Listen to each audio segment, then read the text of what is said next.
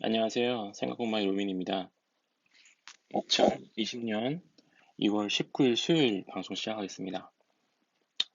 오늘부터는 기사를 조금 꼭 필요한 기사 5개만 꼽아보기로 마음을 먹었는데요. 너무 기사가 많아지니까 내용도 좀 방대해지고 아침에 그렇게 중요한 포인트를 짚기가 좀 애매한 게 있어서 그렇게 방향을 좀 정해봤습니다. 먼저 첫 번째 기사입니다. 현재 코로나가 발발해가지고 여러 가지 그 기업들의 환경이 안 좋아지고 있는데요. 관련 기사 보겠습니다. 문 대통령이 기업 피해 최소화할 지원책을 지금 요구하고 있고, 그 다음에 과감한 규제 혁신과 그런 방안들을 각 부처, 기업과 협력할 수 있는 방안을 주문하고 있습니다. 전례가 있고, 방법을 따지지 말고 모든 수단을 동원해야 한다고 그렇게 말씀하셨습니다. 다음입니다. 코로나가 저희한테 준 것은 여러 가지 그런 생활 패턴, 그리고 외출 빈도, 외식 빈도, 그런 것들이 있는데 이것을 기사화한 게 있어서 가져와 봤습니다. 코로나19 사태 이후 스마트폰 앱 이용 행태에도 변화가 생겼다. 홈쇼핑과 동영상 스트리밍 앱 이용 횟수가 늘어난 반면 철도 예약과 아르바이트 구인, 구직 앱 접속은 대폭 줄어든 것으로 나타났다. 배달의 민족과 요기요 등 음식 배달앱 이용 횟수는 하루 평균 13%가량 늘었다. 주요 교통앱 코레일톡, 카카오버스, 지하철 카카오티 이용량도 12% 줄었다. CGV, 메가박스 등 영화 예약 앱 접속량이 18% 감소한 반면에 넷플릭스 이용량은 13%가 증가하였다. 이용량이 가장 많이 늘어난 개별 앱은 NS 홈쇼핑이었다. 좀 특이한 건 스노우 사용량이 12% 줄었다는 것입니다. 스노우는 증강현실을 활용해서 그런 어디 외출하거나 좋은 장소에 갔을 때 뭔가 새로운 것을 표현하는 앱인데요. 이게 빈도가 줄었다는 것은 10대, 20대, 30대까지지만 주로 10대, 20대가 사용하는 그런 어플로서 외출 빈도가 줄었다는 것을, 그리고 만남의 빈도도 줄었다는 것을 의미합니다. 다음입니다. 이번엔 기업의 측면에서 코로나 바이러스를 바라보았을 때인데요. 가장 타격을 많이 입는 것이 바로 전자, 화학, 철강, 의 분야라고 합니다. 한국은 중국의 중강제 수입을 세계 2위만큼 많이 하고 있는데요. 현재 퍼센테이지는 약 6.5%입니다. 세계 전체에서 차지하는 비중입니다. 한중 양국은 중간재 공급 사슬로 긴밀하게 엮여 있으며 당장은 중국 진출 기업과 수입 기업만 부정적 영향을 받겠지만 사태가 장기화되면 한국 수출 기업 전반에 타격이 번질 것이라고 KIEP는 지적했습니다.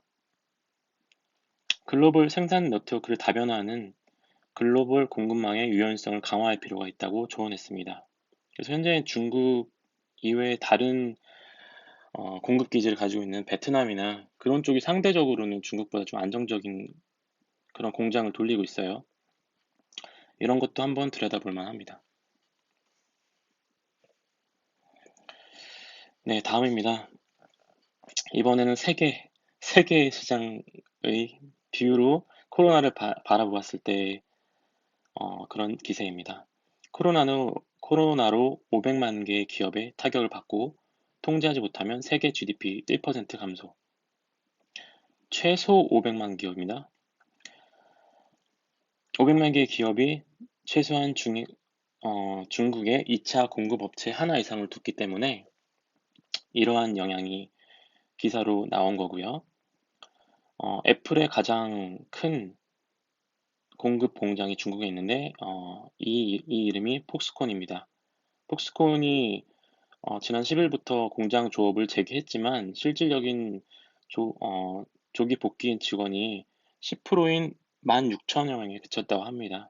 그래서 복귀한 사람들에겐 3,000 위안 인센티브를 주기로 했다네요. 상하이에 있는 미국 상공회의소가 벌인 조사에서 상하이와 인근 지역에 공장을 둔 109개 미국 기업의 78%가 일손 부족을 겪고 있다고 밝혔습니다.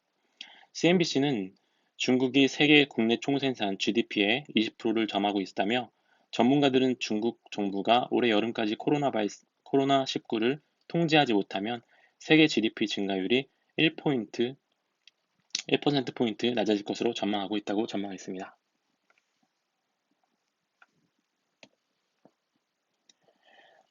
마지막입니다. 국민연금에 대한 내용인데요. 약간 정치적일 수는 있지만 어, 우리한테 시사하는 면도 있고 결국에는 직장인들이 퇴직 이후에 받아야 할 돈이기 때문에 기사를 가져와 봤습니다. 국민연금 적립액은 현재 700조를 넘고 있고 공적 연금 기금 규모로는 세계 5위 수준이다. 그러나 불과 30여 년 뒤인 2054년이 되면 바닥난다는 것이 국회 예산정책처 전망이다. 문제점은 한국 기금운용회에 금융투자 전문가가 한 사람도 없다는 것이고 최광 전 복지부 장관은 정부가 국민연금기금으로 기업을 통제하겠다는 생각은 매우 부적절하다며 국민들이 노후를 대비해 적립해 놓은 기금을 어떻게 운영할지에 대한 결정권은 이제 가입자에게 돌려져야 할 때라고 합니다. 국민연금이 그 기업의 지분을 5% 이상 가지고 있는 기업들이 상당히 많습니다. 기금을 운영하는 데 있어서는 그전까지에는 기금을 단순히 기업의 이익 배당금 가지고 그 다음에 매수 매도 차익을 가지고 이제 운영을 했다면 작년부터 이제 기업의 경영에 참여하겠다 이런 기사를 봤는데요. 그 부분이 결국에는 개인 투자자에게는 독이 될 수도 있고 물론 잘 운영하는데 도움을 준다면 도움이 될 수도 있겠죠. 하지만 내 돈으로 투자한 기업의 경영에 참여하는 마음과 국민의 돈을 가지고 국가가 경영에 참여하는 마음이 어찌 같을 수가 있겠습니까? 이상으로 생각공방의 로빈 2020년 2월 19일 방송을 마치겠습니다. 저는 내일 만나겠습니다. 안녕.